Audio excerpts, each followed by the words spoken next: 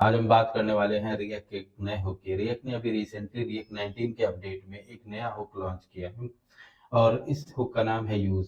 पहले हम क्या करते थे, सपोज मेरे पास एक टेबल है, उस टेबल के अंदर कुछ डेटा है और उस डेटा को प्रिंट कर बनाना है मुझे एपीआई की मदद से, मतलब एपीआई का डेटा निकालना है और टेबल के अंदर प्रिंट कराना है। तो मेरी अप्रोच क्या होती थी, मैं एक स्टेट का यूज करता था, एक यूज इफेक्ट का यूज करता था और फिर उस डेटा को यूज इफेक्ट में कॉल करवा के मैं उसको प्रिंट करवाता था। अगर सपोज एक लोडर चाहिए था तो मैं एक स्टेट का यूज और करता था।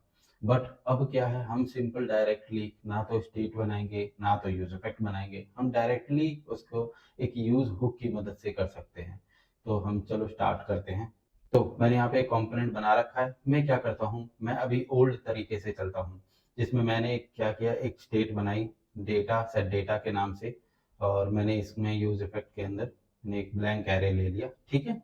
और फिर उसके बाद में मैं एक फंक्शन बनाता हूँ। उस फंक्शन में मैं क्या करूँगा कि मैं एक प्रॉमिस हैंडल करूँगा। वैसे आप इसको डायरेक्टली असिंक अवेट से भी कर सकते हो या डायरेक्टली चला सकते हो, बट मैं प्रॉमिस इसलिए हैंडल करूँगा ताकि मैं एरर हैंडलिंग प्रॉपरली कर सकूँ। तो मैं यहाँ पे क्या किया है कि मैंने एक प्रॉमिस फंक्शन बनाया है जिसके अंदर एक रिजॉल्व है और एक रिजेक्ट, ठीक है। तो ये मेरी एक प्रोडक्ट डमी एपीआई है। मैं इसमें क्या हो रहा है कि एक एरे के अंदर प्रोडक्ट आ रहा है, ऑब्जेक्ट के अंदर प्रोडक्ट आ रहा है। तो मैंने क्या किया, इसको जेसन में कन्वर्ट किया और इसके बाद में मैं इसका डेटा निकाल लेता हूँ। मैं इसके अंदर मेरा सपोज कि इसमें डेटा आया और मैं एक कंडीशनली चेक कर लेता हूँ कि अगर इसमें डेटा आता है तो ये क्या हो जाएगा, टास्क मेरा रिजॉल्व हो जाएगा, और अदरवाइज नहीं तो रिजेक्ट हो जाएगा, ठीक है। तो मैंने ये रिजॉल्व और रिजेक्ट मैनेज कर लिया। अब रिजेक्ट में मैं एरर अभी नहीं करता, मैं एक ब्लैंक एरे ऐड करता हूँ, बाद में आप इसमें एरर्स ऐड कर सकते हैं, ठीक। अब मैं क्या करता हूँ, यूज इफेक्ट का इस्तेमाल करता हूँ जिसके अंदर मैं इस एपीआई को कॉल करने का काम करता हूँ। तो मैंने ब्लैंक डिपेंडेंसी एरे ले लिया क्योंकि मुझे एपीआई को एक बार ही रेंडर करना है। तो मैंने यहाँ पे हैंडल रिस्पॉन्स का फंक्शन चलाया और इसमें मैंने डेटा को सेट डेटा में प्रिंट कर दिया, ठीक है। और फिर मैं क्या करता हूँ, अब मैं एक चाइल्ड कंपोनेंट बना लेता हूँ, मैं उसके अंदर अपना एचटीएमएल लिखूंगा।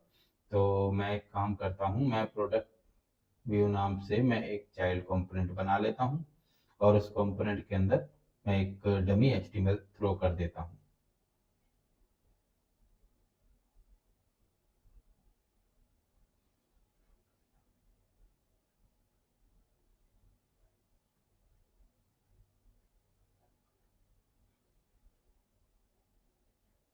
ठीक है। और फिर मैं इस एचटीएमएल में एक प्रॉप्स ले लेता हूँ, मैं फंक्शन के थ्रू वो डेटा को प्रिंट कराएगा।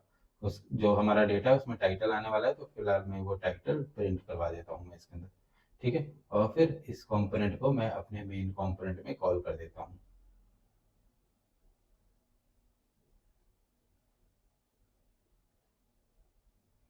ठीक है। तो यहाँ पे मेरा ये काम हो गया। अब एक काम और मुझे इसमें कुछ करना है, ठीक है। ये देखिए डेटा आ गया हमारा। अब मैं क्या करता हूँ, मैं इसके लोडर मैनेज करना है। जब तक डेटा नहीं आया तो मैंने लोडिंग और सेट लोडिंग नाम का एक स्टेट बना लिया। उसकी एक डिफॉल्ट वैल्यू ले लेते हैं अपन।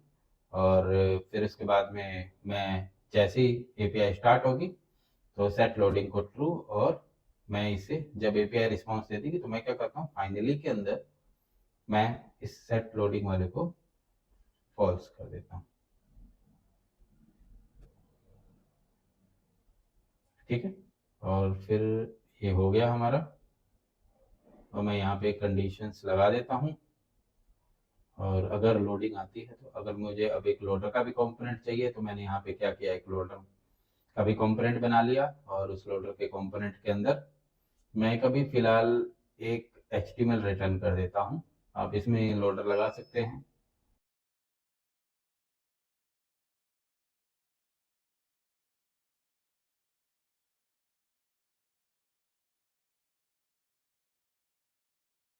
यहाँ पे क्या किया, लोडिंग लोडर मैंने यहाँ पे बना लगा दिया, और अगर लोडर चलता है तो ये आपका प्रोडक्ट व्यू का कंपोनेंट चलेगा।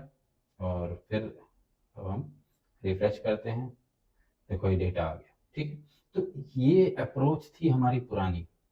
अब मैंने आपको यूज वाले की बात करी, उसमें मैंने क्या करूँगा कि मुझे ना तो यूज इफेक्ट का यूज करना है, ना लोडिंग के लिए स्टेट बनानी है। तो मैं क्या करता हूँ, पहले यूज इफेक्ट हटा ही देता हूँ, मुझे इसकी कोई जरूरत नहीं। लोडिंग की भी स्टेट हटा देता हूँ, और ये सेट लोडिंग का भी फंक्शन हटा देते हैं हम लोग यहाँ से।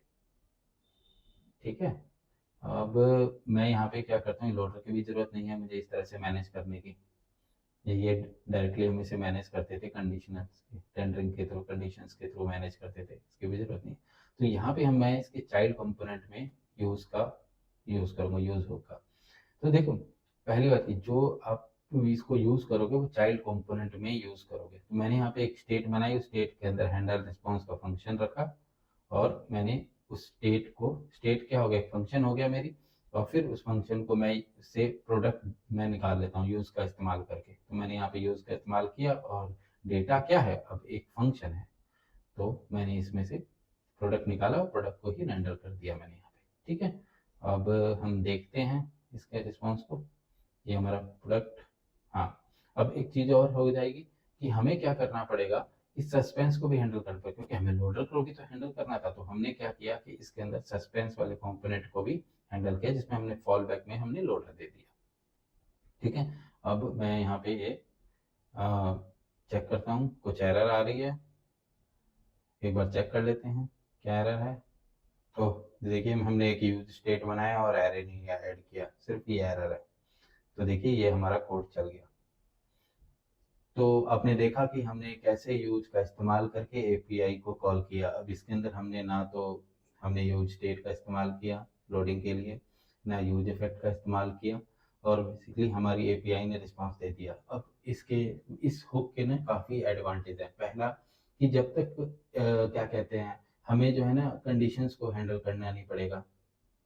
दूसरा कि हमें मतलब रेंडरिंग से काफ़ी हमें इसमें हम रेंडरिंग से काफ़ी बच सकते हैं इसके अंदर। थर्ड ये कि ना, अगर मैं एक चीज़ बात करूँ तो हम क्या करेंगे कि हम इसे ना कभी भी चाइल्ड कंपोनेंट में यूज़ करेंगे। बेसिकली कोड स्प्लिटिंग हम ज़्यादा से ज़्यादा कर सकते हैं इसके अंदर। मतलब हमें सपोज कि हमारे पास एक पेज है, अब इस एडवांटेज है वो ये है कि अगर हम इसे पेरेंट कंपोनेंट में लगाते हैं और उसमें वेट करते हैं सारे एपीआई का लोड होने का, तो ये क्या करता है, एक तरह से कंपोनेंट ब्लॉक कर रहा है। तो अप्रोच क्या होगी कि आप इस चीज को चाइल्ड कंपोनेंट में लगाइए, ताकि जो है ना वो चीज पैरेलली काम करे। और जब तक डेटा लोड ना हो जाए तब तक जो है लोडर चलेगा।